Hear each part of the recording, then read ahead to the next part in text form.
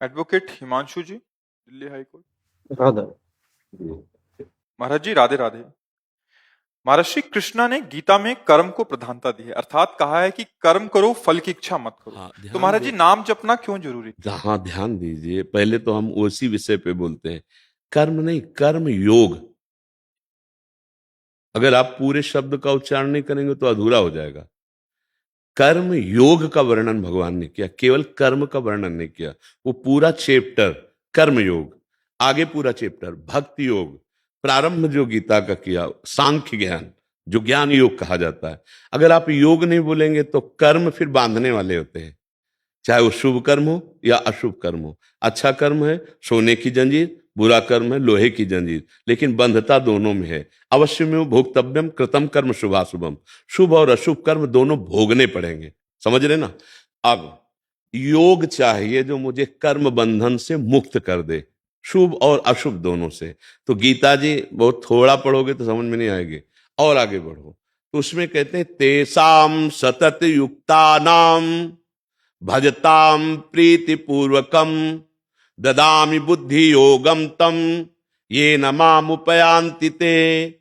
जो मेरा सतत भजन करता है, नाम जप करता है, मेरा चिंतन करता है, मेरी सेवा करता, मन मना भो मद भक्तो माद्याजी माम नमस्कुरु, तो मैं योग प्रदान कर देता हूं। अब कर्म नहीं रह गया, अब कर्म योग बन गया। कर्म योग बन गया तो उसने विध्वंस कर दिया संचित कर्मों को। फलाकांक्षा रहित होने के बाद उसके हृदय में अद्भुत प्रेमानंद, कर्तत्व भाव का लीन हो जाना, जीवन मुक्त महापुरुष हो जाना। बिना भगवान के नाम जप किए योग नहीं बन पाएगा। मामनुष्मर युद्ध च, गीता जी से ही मेरा स्मरण करते हुए कर्तव्य कर्म कर। इसीलिए कहते हैं राधा राधा बोलो, हरि हरि बोलो, कृष्ण कृष्ण बोलो, फावड़ा चलाओ या वकालत करो या जो भी कार्य करो, वो तुम्हारी पूजा होगी, तुम्हारा कर्तव्य कर्म होगा, और भगवत स्मरण करोगे तो योग हो जाएगा। कर्म योग हो गया तो भगवत प्राप्ति हो जाएगी। कर्म अकेले हुआ तो बार बार दुर्गति, बार बार लोक लोकांतर के सुखों का शुभों का भोग, लेकिन पुण्य छिड़े मृत्यु लोके विसंति, काम तो बना नहीं। आपको समझ में आ रहा है? इसलिए नाम जपना अत्यंत आवश्यक है। बिना नाम जप किए योग नहीं हो सकता। कर्म होगा, कर्म दो प्रकार के, शुभ और अशुभ, उनका फल अवश्य भोगना पड़ेगा। गीता गायक कर रहे हैं अवश्य में भोक्तव्यम। कब तक भोगता रहूंगा? पूरा स्टॉक लगा हुआ, गोदाम लगा हुआ, अनंत जन्म हो चुके हैं, और हर कर्म का फल वो हमें भोगना पड़ेगा। तो अब क्या करें? उसमें आग लगनी चाहिए गोदाम में। जो हमारे संचित कर्म है वो नाम जप से होगा।